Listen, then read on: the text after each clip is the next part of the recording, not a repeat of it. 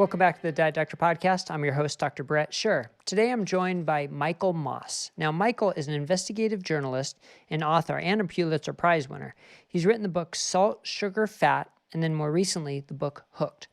Both of these books look at the processed food industry and what they do in terms of their techniques to get us hooked on their food, how they use the combination of salt, sugar, and fat, how they use different parts of our biology, how the food tastes in our mouth or how it feels in our mouth, how it hits different taste buds, how the crunch and the sound is. All these details are scientifically decided and scientifically explored and investigated to find the best combination to make us want more. Does that make them addictive? That's a loaded question that Michael explores in his latest book, Hooked. Now, we talk a little bit about what is the definition of addicted.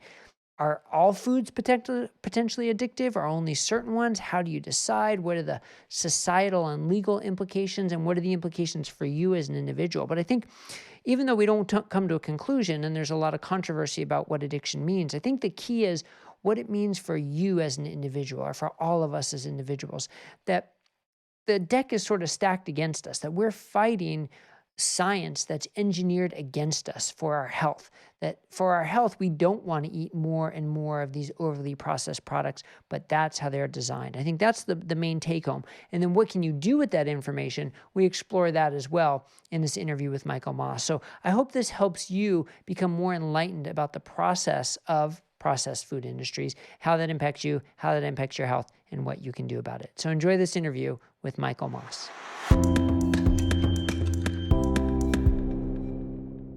Michael Moss, thank you so much for joining me today on the Diet Doctor Podcast. Great to be with you. Thanks for having me. Yeah, so as I mentioned in the intro, you are an investigative journalist, an author, Pulitzer Prize winner, and most notably, or most recently, the author of the book Hooked.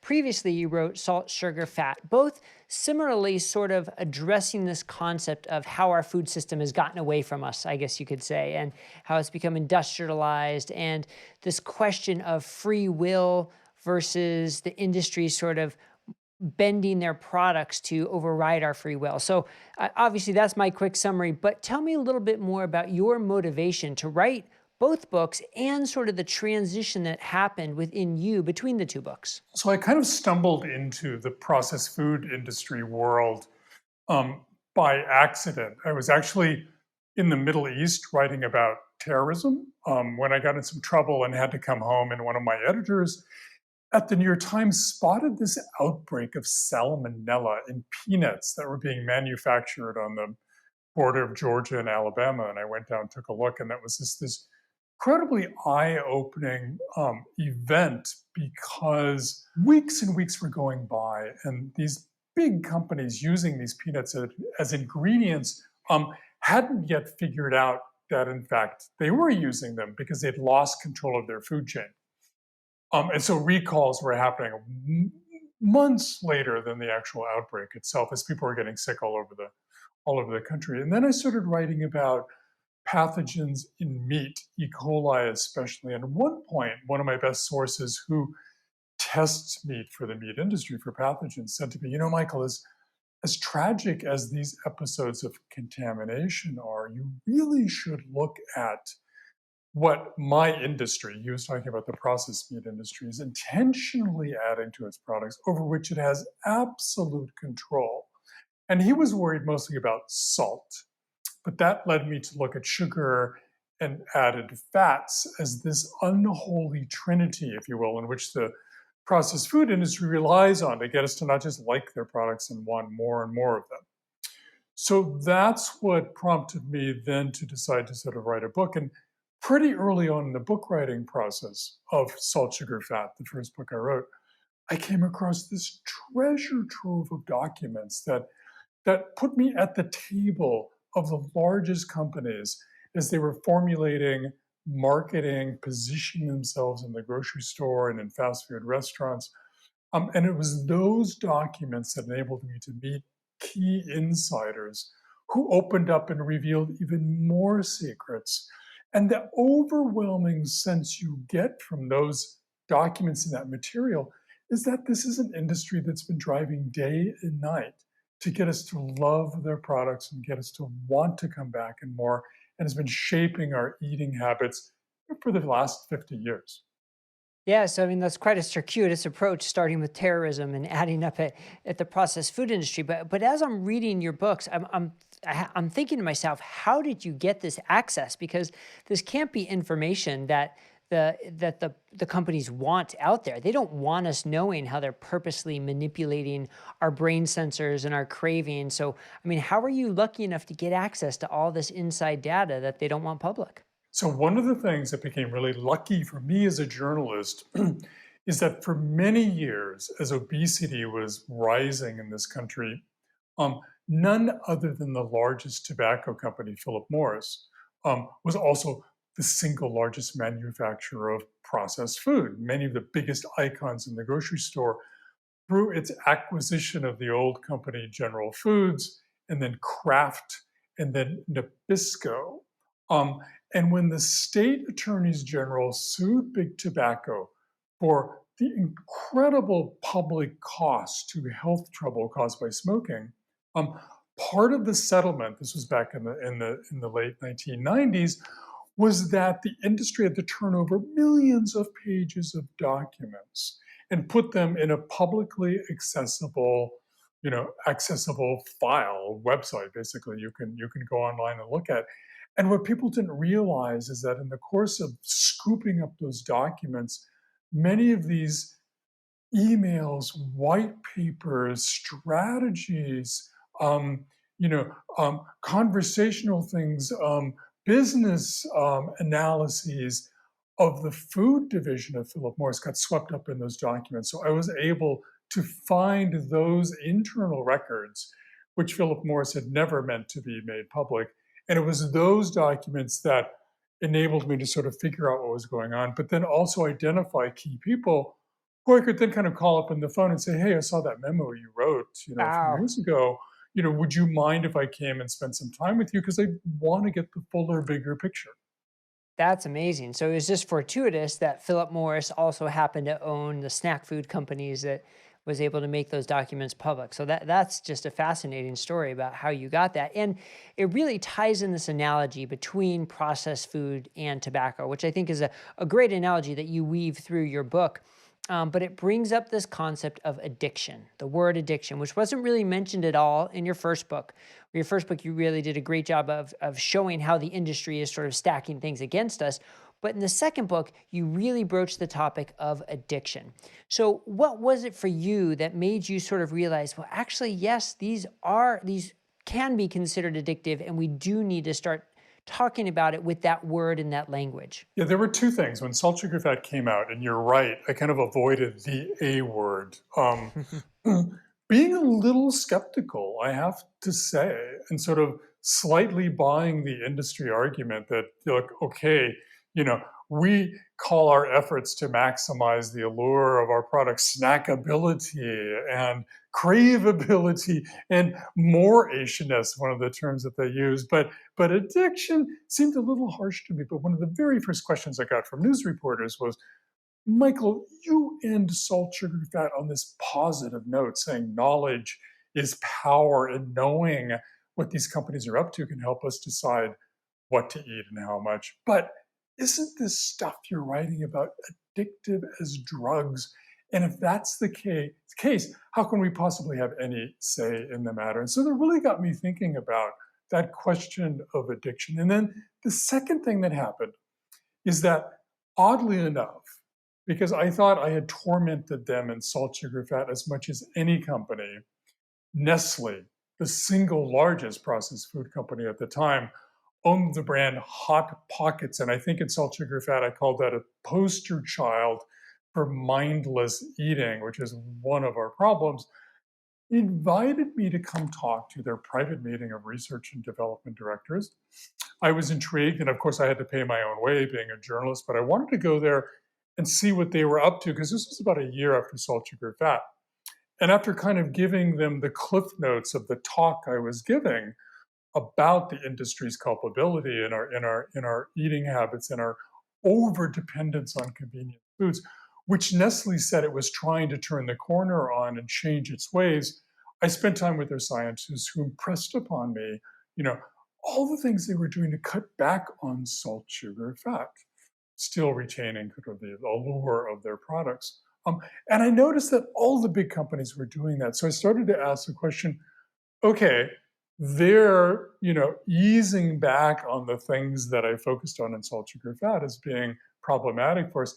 And yet, if anything, our trouble with food has only gone up. I mean, even before the pandemic, we passed 42% clinical obesity rate for adults in Northern America, and type 2 diabetes appears to be growing, and even gout, et cetera. So I said, maybe there's something more about these products that isn't even on the label, that you can't read in the ingredients or the nutrition facts box, that's making us so crazy for them and so dependent on them. So that became the goal of the reporting and the research I did for the next book, Hooked, was looking at that question. What else is there about these products? Yeah, so I want to get into the term addiction and what it means, but first, let's talk about some of those processed food industry trades that you learned about. I mean, you mentioned things like mouthfeel and bliss point, and the combination of the salt, sugar, and fat in different areas. And what are, I guess, the take homes for someone who's sitting at home listening and saying,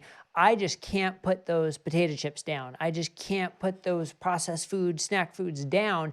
And it must be a weakness on my part that I can't do it. So what's the take home for them that they need to know? So the take home is, here's why you can't put those products down. And B, it's not your fault. These products are so exquisitely engineered that they destroy, willpower in us, our free will to make decisions. So if you're having trouble controlling those items, it's not you, it's the companies causing that. So let's take the potato chip, because that's frankly one of my favorite products too. And I confess I'm one of those extremely fortunate people who can put their hand into a bag of chips and pull it out, eat a handful, put the bag away until tomorrow or later in the week and not kind of think about it again. So I understand that so many people can't do that. And the reason you can't goes into the engineering of the chip. So first thing that touches your taste bud when you put the potato chip in your mouth is salt. The industry calls that the flavor burst. The taste bud, salt receptors in the taste bud will pick that up and send a signal to the reward center of the brain, which rewards us with feelings of pleasure for doing things the brain thinks is good for us, right? Potato chips are also heavy in added fats and oils. There's sort of a cornerstone or a hallmark of processed food snacks that says half of the calories should be coming from fats, because that provides what the industry calls the mouthfeel of fats. It's that sensation, not a taste, but a sensation of biting into like a hot toasted cheese sandwich. And you could probably tell by my eyes lighting up that I'm more of a fat and salt kind of guy than a sugar. But in this case, what it's picking up is it's picking up that mouthfeel through the trigeminal nerve, which comes down from the roof of the mouth, but also goes to the reward center of the brain, causing us to love and want more of that. And what I didn't know before spending time with nutritionists is that potato chips are pretty loaded with sugar as well, in the form of simple potato starch, which gets converted into glucose in our body, which sends signals either in the mouth or the gut to the brain. Again, wow, this is something the industry calls sugar the bliss point, when it gets the perfect amount of sweetness in products. Not too little, not too much. And one of the problems here is not that they've engineered things like potato chips with a bliss point for sweetness, if you will. They've marched around the grocery store adding sugar, especially, but salt and fats also, to things that didn't have those ingredients in them. So now bread has an engineered bliss point for sugar with added sugar. Some yogurts came to have as much sugar in them per serving as ice cream. Spaghetti sauce aisle, there were brands there that had the equivalent of a couple of Oreo cookies with a sugar. And so what that did was create in us kind of this expectancy that everything should taste sweet. So when you dragged yourself over to that part of the store where every nutritionist says we should be spending more time, the produce aisle, right? And try to get yourself, or, help your kids to eat things like Brussels sprouts and broccoli and things that have sort of sour or bitter notes to it, your brain or your family's going to be rebelling. Yeah, I think that so many good points in there, and that last one you made, that the industry has sort of hijacked our taste buds to make us expect sweet taste, and that's one of the things that we see most often when getting someone to go to a sort of whole foods, lower carb type diet. Is at first they may have some of those cravings for that sweet food. It's hard to get rid of, but over time you can train your taste buds to not expect that, just as we've been trained to expect it. So I think that's one element of hope. But the other thing is to go back on the way you describe the various ways that the companies engineer the food, um, to the food products, I guess is not even really food, to hit our reward centers, is it comes from multiple different areas. And I think that's so important, like you talked about, the tongue, the trigeminal nerve, the mouthfeel, the stomach. They really are hitting us from different areas, which only sort of heightens this allure, doesn't it? Yeah, one scientist I met likes to describe us as being infovores because we love information almost for information's sake, and the brain gets excited by information when it's different. So when you have something like the potato chip sending signals through different ways to the reward center, and I didn't even talk about the noise that a chip makes because that's also a big factor in our decision whether to keep eating or not. The companies knowing that the more noise a chip makes, the more apt we are to eat more, and so they spend a lot of time engineering noise into potato chips. Sort of all of those factors coming in from different angles will get the brain even more excited.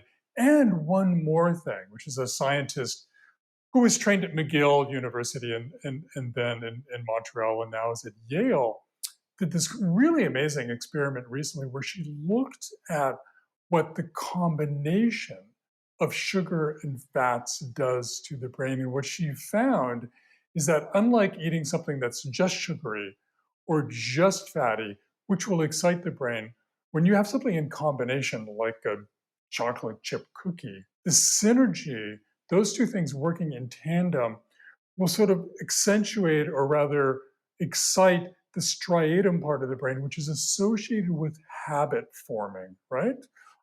Which is kind of what we're talking about when we're talking about sort of, our vulnerability to become addicted to these processed food products is a matter of their ability to sort of get in our heads and cause us to form habits for eating those products. Yeah, habits and memories. You spent a lot of time in your book talking about the impact of memory, and you brought up a Pop Tart example, that when you saw and smelled the Pop Tarts, it brought back memories of you as a kid. And I got to say, when I read that, my eyes lit up because that's so true. I mean, I used to go for. I was a long distance cyclist, and my fuel for my bike rides would be just a couple Pop Tarts stuffed in the back of my jersey. And it would be such an enjoyment as I'm riding and enjoying the ride to then have this enjoyment of the Pop Tarts. And as soon as I read that part of your book, it brought back memories. So they're not just focusing on our physiology; they're also focusing on our emotions and our memories, aren't they? Right. Yeah, yeah, yeah. So in Hooked, I sort of realized from talking to scientists who used to study drug addiction and now study food addiction, from crawling back into the underbelly of the processed food companies to look at the scientists who are helping them perfect their foods, and then also spending time with evolutionary biologists.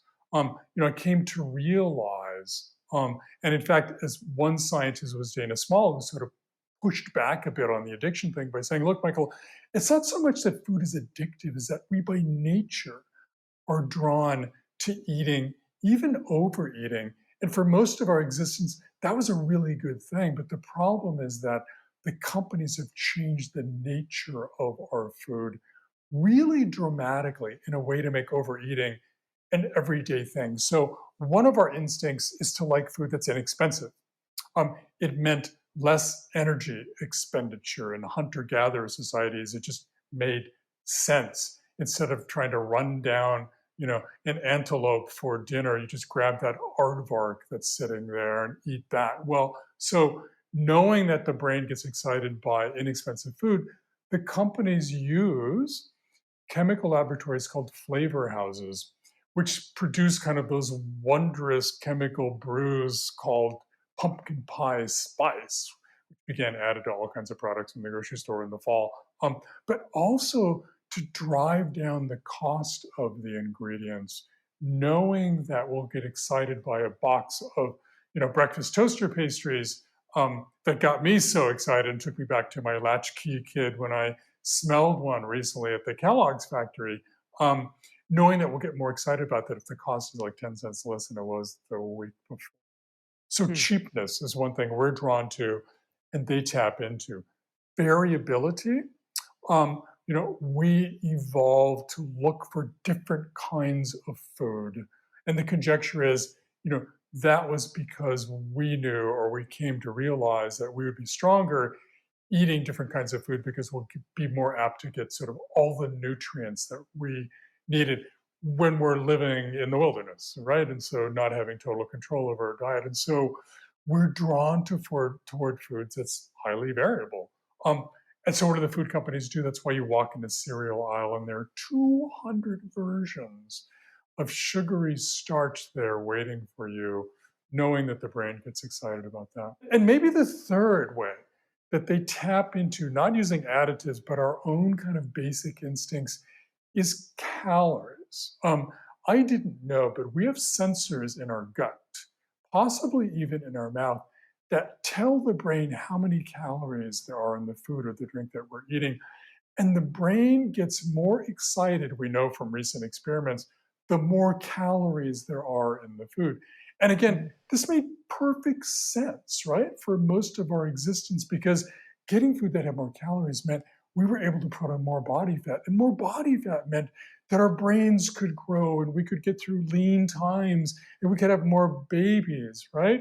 Well, dial forward to today, the last 2 3 years, and what you have are these companies who are packing in sort of nutritionally empty calories into especially their snack products.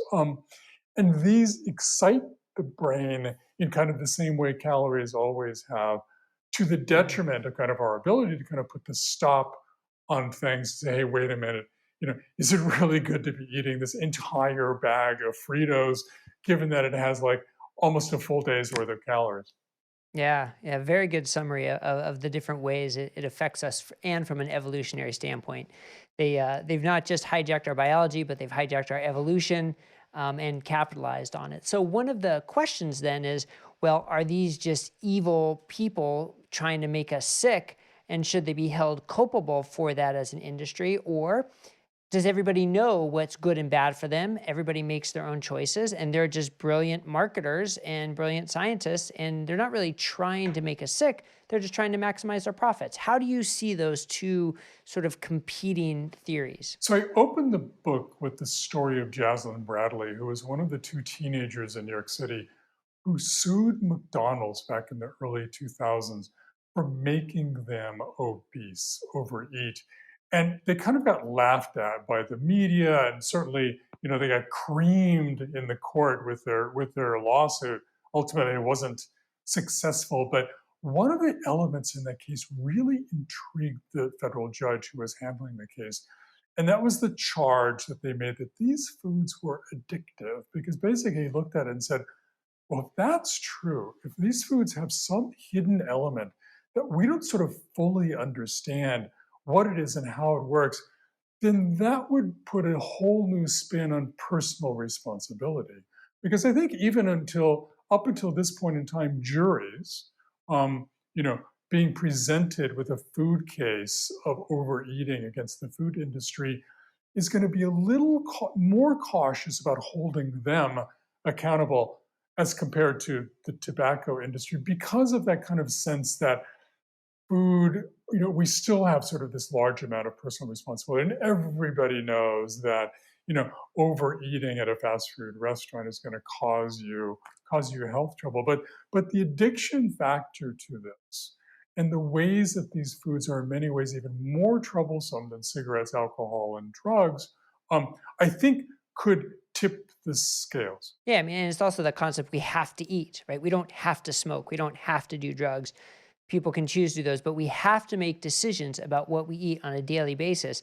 And if we are being bombarded with detrimental and addictive products and marketing for that, you could see there could be a way to culpability, but it really is a slippery slope to say that. And it all, I think, comes down to the definition of addiction, the legal definition of definition of addiction, sort of the personal definition and the clinical. What does it mean for people? One of the big pushbacks I got from the processed food industry was, how can anybody call our products addictive if you don't have like painful withdrawal like you do in some narcotics, or you don't have a tolerance, change in tolerance, so you have to eat more and more of it to get the same pleasure that you did previously, and on and on. Well, so I had to go back in time and look at how experts have defined addiction. And sure enough, if you go back a few decades, people looking at drug addiction had some criteria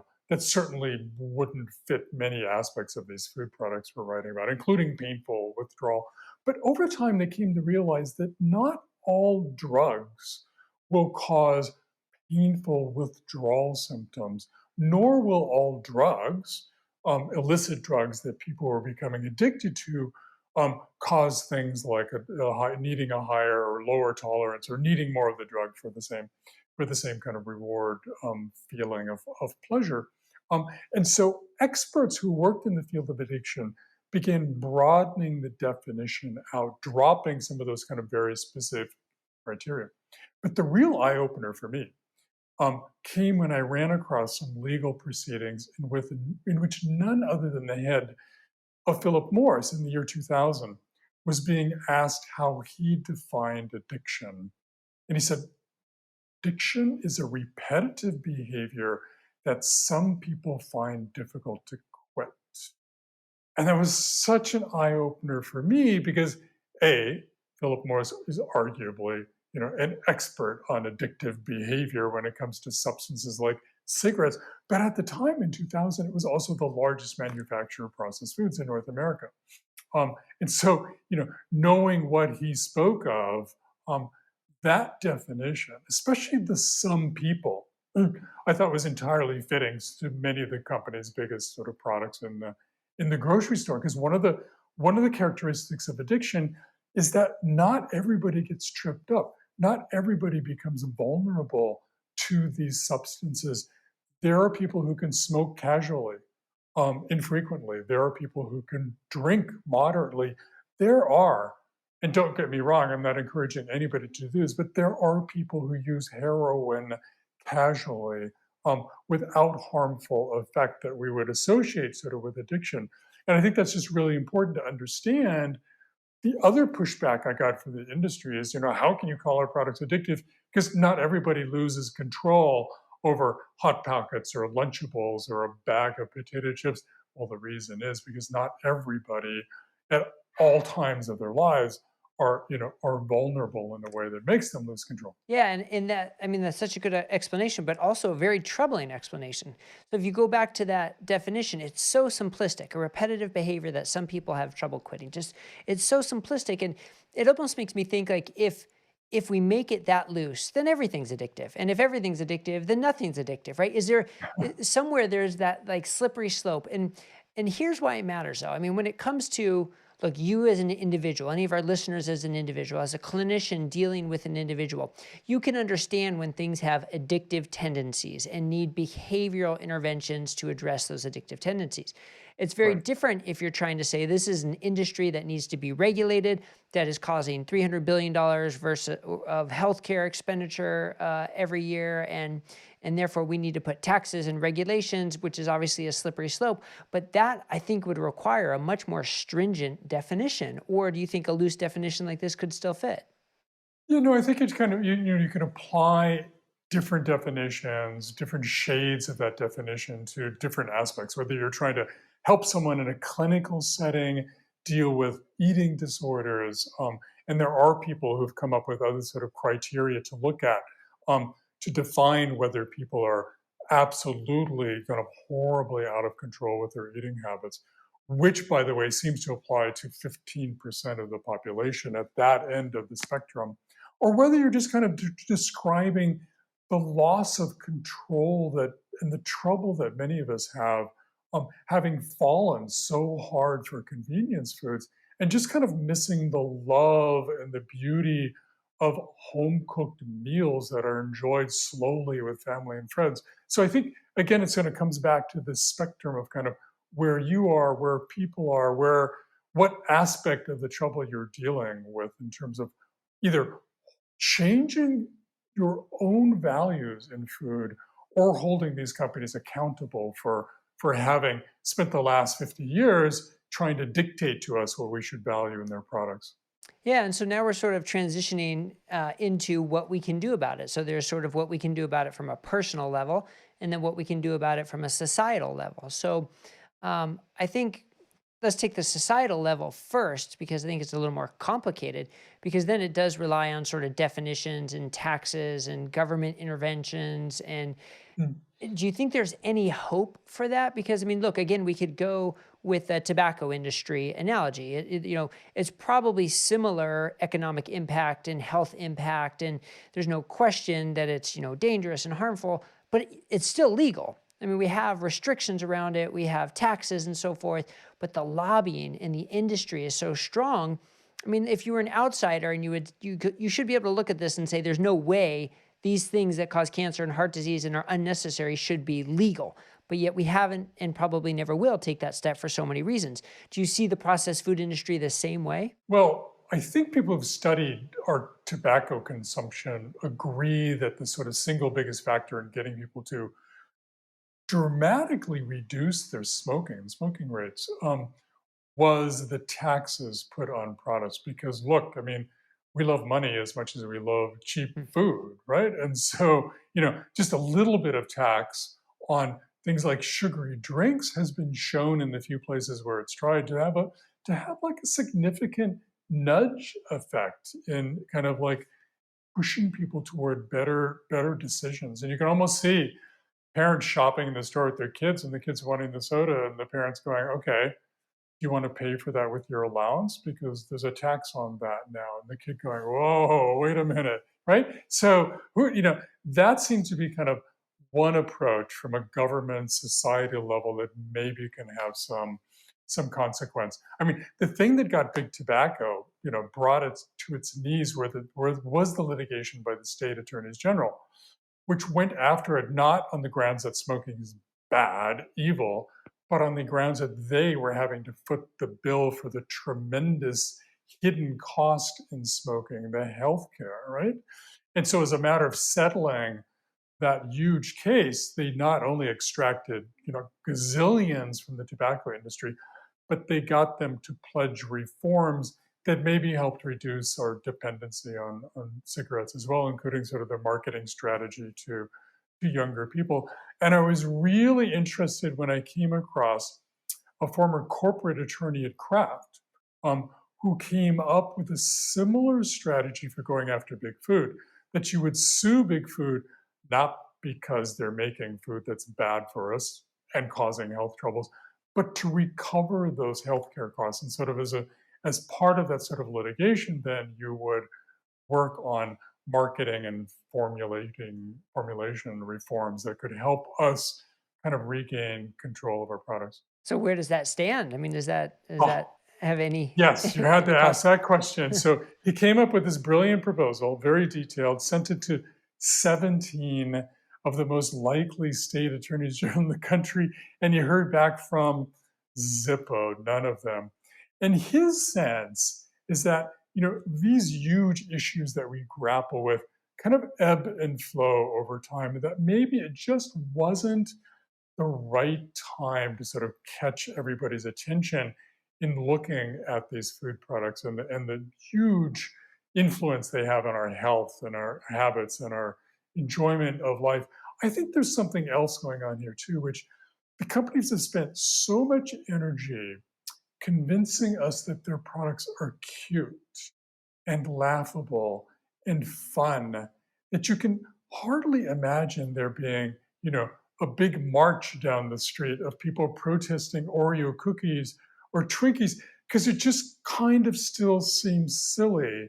But I would argue that perception is coming from the industry through their 50 years plus of marketing to us and getting in our heads. and associating their products with pleasant, fun memories, that it's really hard to kind of turn around now and see these products for what they really are. Yeah, it truly is brilliant marketing for sure. Yeah, so one thing to circle back on though, you mentioned about the sugar tax or the tax on the cheap, high sugar, high fat, highly processed food, that could be an option. But it's almost like you need both the stick and the carrot, because it carrot quite figuratively, because if you're taking that cheap food away, the hot pockets, which when the parents aren't home, the kid can just put in the microwave, and you've got cheap calories right there. If you don't have a substitute for that, then you're really going to harm the people in the lower socioeconomic status who will just be starving for calories. Then they're already starving for nutrients, but then they'll be starving for calories. So that's where, if the government is to take action with a stick, it needs to provide a benefit too, to make healthier food cheaper as well. Do you see those two priorities or those goals ever aligning, or are they so disjointed that you may not happen? Well, I don't know. I mean, the causes of obesity, for example, as a crude measure of our losing control and falling so hard for convenience food, is so complicated that I often thought, if I was like king for a day, I'd want to take one zip code in a city where I could do 10 things all at once to kind of help people change the way they value food. And of course, you'd start with that garden in the elementary school to get kids excited about things like radishes. And then you'd go to the supermarket and look at how their marketing strategy can get parents excited about radishes and able to buy those radishes and not spend as much on that as they do a 2 pound, 3 cheese, 4 meat frozen pizza that's going to feed the whole family. Then suddenly you're looking at kind of the whole agriculture system and how so much of the research and develop money goes into the kind of those two core ingredients in ultra processed foods, field corn and soybeans, and how little goes into making things like broccoli kind of more accessible and affordable and likable to people. And so I've touched on three things, and there's going to be like seven more that you'd want to work on synergistically, kind of all at once. But maybe the most important is working on the kids. I mean, I would love to see home economics brought back into schools, right? I mean, back in the day, girls, but also to some extent boys, were taught to be mindful of food, how to plan, shop, prepare food, right? And that fell by the wayside in the 1980s as other societal problems caused us to sort of turn our attention to those, like teenage pregnancy or helping kids get a job when they graduated from high school. Um, but I'd love to see home economics come back and taught not in a preachy kind of way where eating your vegetables is good for you and so you need to do it, because we don't really respond to that, whether we're kids or adults, right? The government has been telling us to eat more vegetables for decades, and Mhm. the consumption rate of anything has gone down, right?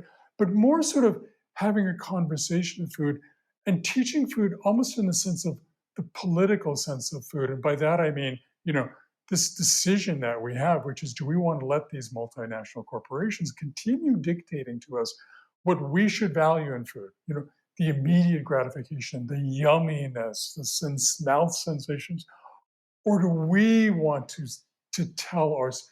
Do we want to set those values for ourselves? And walk into a Starbucks and see the pastry counter and go, okay, that's going to be yummy, but how am I going to look sitting on the doctor's table 3 or 4 years from now when he's looking at my heart and trouble caused by my dieting habits, eating habits, or even something silly like, how am I going to look in a bathing suit the next summer? So that's the basic choice that I think kids, especially, really can respond to and engage in a sort of that conversation about, you know, do you want to be making your own decisions, or do you really want these companies making those decisions for you? Yeah, and some of that comes back to this question again of addiction. So things, for instance, things like now having to list the number of calories and be more transparent about calories, fat, carbs. Did that have any impact at all on people's decisions, or is it just come down to the biology, the addictive tendencies, the wanting more that just makes us gloss over and not pay attention to those, at least that one attempt at an intervention to slow things down with the labeling? I'm sure there are people who can look at the nutrition facts box on packages and go, okay, this is like way too many calories that I need for this kind of a product at this point in my life or time of the day, or way too much sugar. And so, yes, that information can be helpful. But I was really surprised to learn that the invention of the nutrition facts box on packages came from none other than the food industry feeling pressure from the consumer advocate Ralph Nader, if you recall. He was on the cover of Time magazine, I think it was, being really concerned about the unknown additives going into meat products and other processed foods. This was before labeling. And in response to kind of a growing public alarm about that, the food companies themselves suggested, well, why don't we just tell everybody what's in these products? And the upshot of that goes back to sort of us being infovores, liking information for information's sake, is when we see that jumble of data, percentages and grams and stuff that I can't make sense of in my day-to-day diet needs, eating habits. People will just feel placated and will be put at ease thinking, well, the government, is in charge here, and put all this information there, and there are all these like standards. It must be okay. And if anything, one of the lessons that I've learned from kind of crawling through the underbelly of this $1 trillion cartel, if you will, called the processed food industry, is that they're really good at changing their formulas to respond to our concerns about specific additives or ingredients. And you can almost see this over time. When we became concerned about sugar, they would cut back on sugar a bit, change the name of sugar. So there's now more than 60 things on labels that are sugar, but they go by different names, including things like concentrated fruit juice. Do that by increasing the amount of salt, sugar, fat, right? Keeping the lure the same. Or when we became concerned about fats, right? They would reduce certain types of fats and then increase the sugar and the salt. So they're really good at nutritionalism, if you will, kind of portraying their products as these nutrition components, which at the end of the day, I think should still have us asking the question, but is this real food that's Right. going to make me strong and healthy?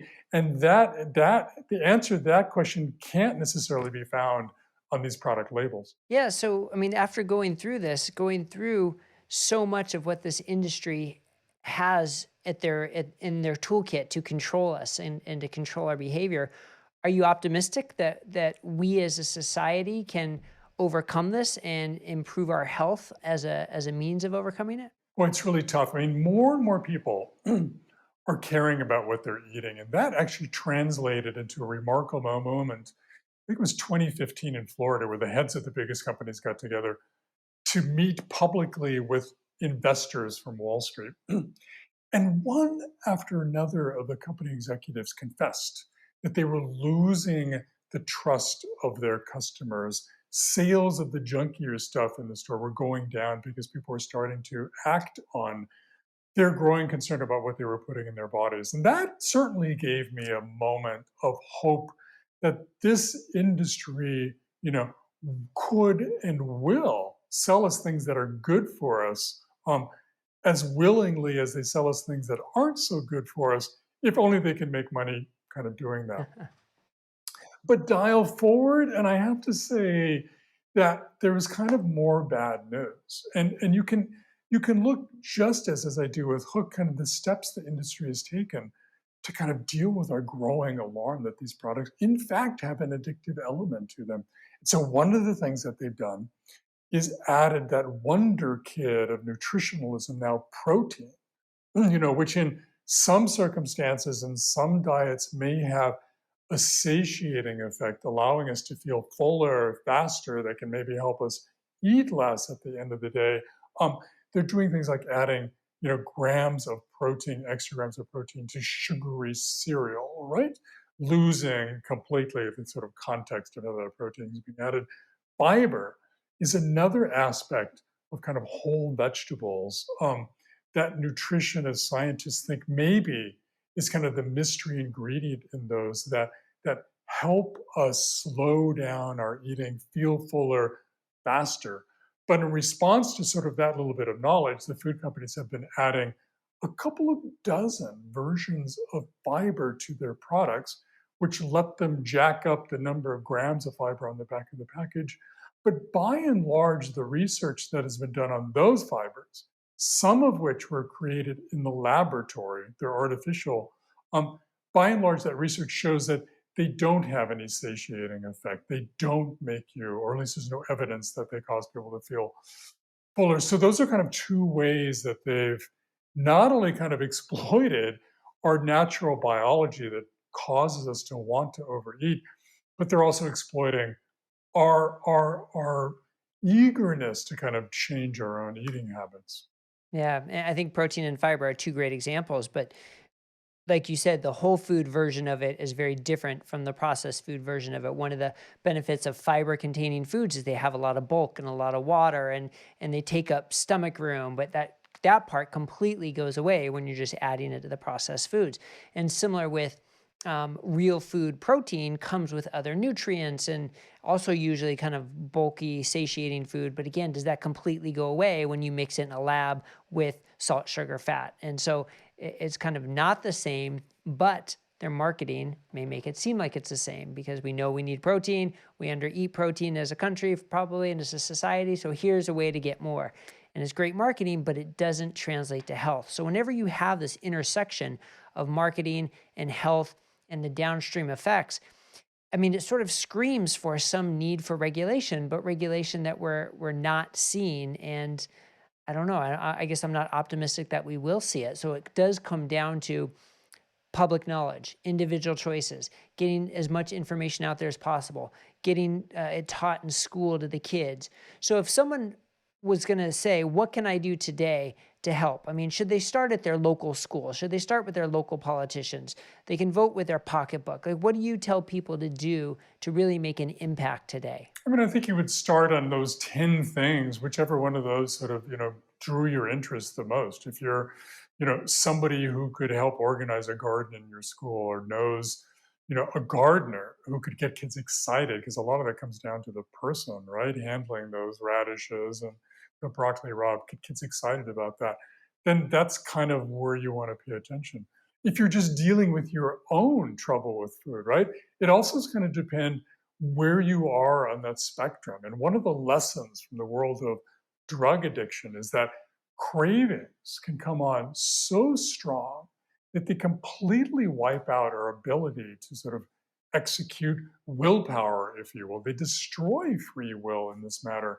And so, one of the lessons from drugs is that if you're the kind of person who gets a craving for cookies at 3 p.m. in the afternoon, kind of no matter what your strategy is, whether it's to stand up and stretch or call a friend or eat something better for you, like a handful of nuts, hoping that'll tide you over till dinner, which for a lot of people it seems to do.